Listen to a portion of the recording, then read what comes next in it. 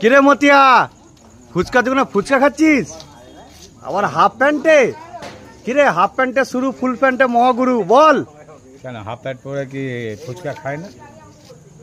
কোনো মানে হলো না, তো কোনদিন দেখিনি হাফ প্যান্টে ফুচকা খেতে, এই প্রথমবার দেখছি। আমার ইচ্ছে হলো আমি হাফ প্যান্ট পরি, ফুল প্যান্ট পরি, চাই লুঙ্গি পরি।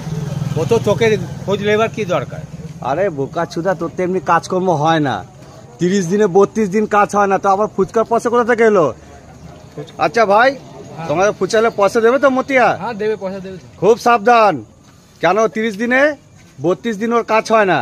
আর ফুচকা খাচ্ছে, ফুচকা পয়সা দিতে পারবে তো? হ্যাঁ পয়সা দেবে তো। আরে দেওয়ার মালিক ওপরওয়ালা আছে, তুই কি উপরওয়ালা কি বোকা ছিল? তোর বাপ হয় নাকি উপরওয়ালা তোকে দেবে? সবসময় বলছিস ওই দেবে।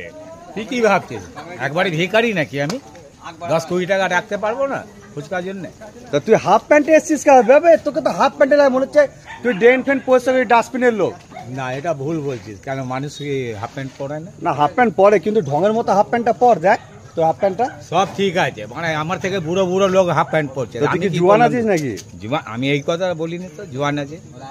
মানে আমার ইচ্ছে ছিল আজকে হাফ প্যান্ট পরেছি। হাফ প্যান্ট করেছি। আচ্ছা, হ্যালো গাইস, আপনারা মতিয়ার কথা শুনলেন।